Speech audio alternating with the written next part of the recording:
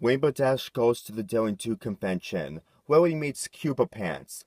Rainbow Dash and Cooper Pants are obviously super fans of Dylan 2. However, Cooper Pants thinks that the Dylan 2 books are unrealistic and dumbed down, which Rainbow Dash is mad about. Obvious fan argument is obvious. I pretty much know all of this. To me, this episode of Dylan 2 isn't one of my favorites, and this is just basically the obvious thing that they're going through for the next Dylan 2 episode. Anyway, Rainbow Dash meets Dylan 2 later, and Dylan 2 is suspicious that those bad guys in the hotel and the convention. Yeah, obvious Indiana Jones is obvious. I'm sorry I'm not getting too much detail about this, it's just that I barely watch Indiana Jones that much, and I only know them because I played the Lego games. That's basically it. So anyway, let's just get into the part when we meet the villains. Rainbow Dash and Cooper Pants get captured by the villains, and Cooper Pants thinks that this is still fake. No offense, but I really did not like this character whatsoever. Throughout this entire episode, he just basically what all fans are like. Think that this isn't real, but in reality it is. Capitan goes to this temple because Daring Do might go there as well, and he wants the amulet from Daring Do, and he leaves Cutie Pants and Rainbow Dash by the camping site. They escape only to get captured about a couple minutes later. Well, that was fast. And then they got to the temple. And of course, Cutie Pants think that this is all fake. You're in a temple. This isn't fan-made.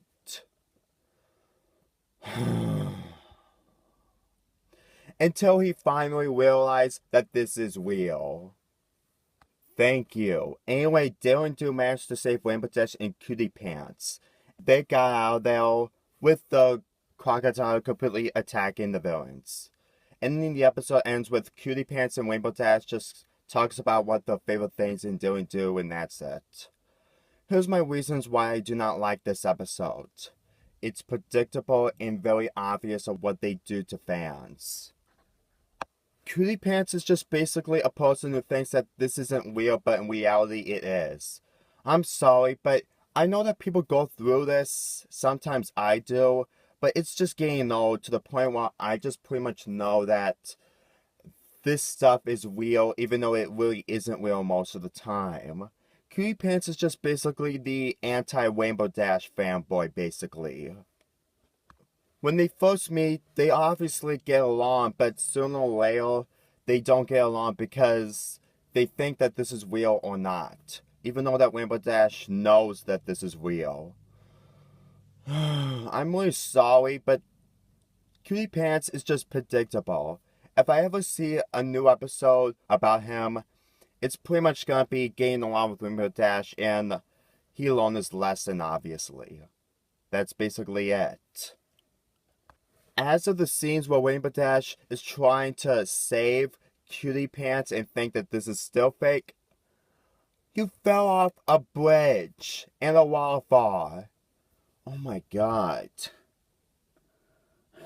I'm just got nothing else to say. As for Dylan Do returning, it's okay, I guess. I mean, the second episode was great, and the first episode was good, but this episode, she's just there because this is a Dylan Do episode. I know a whole point of an episode is to have the story do what the character does, but still, Dylan 2 doesn't do anything special except showing Cutie Pants that this is real and not fanfiction.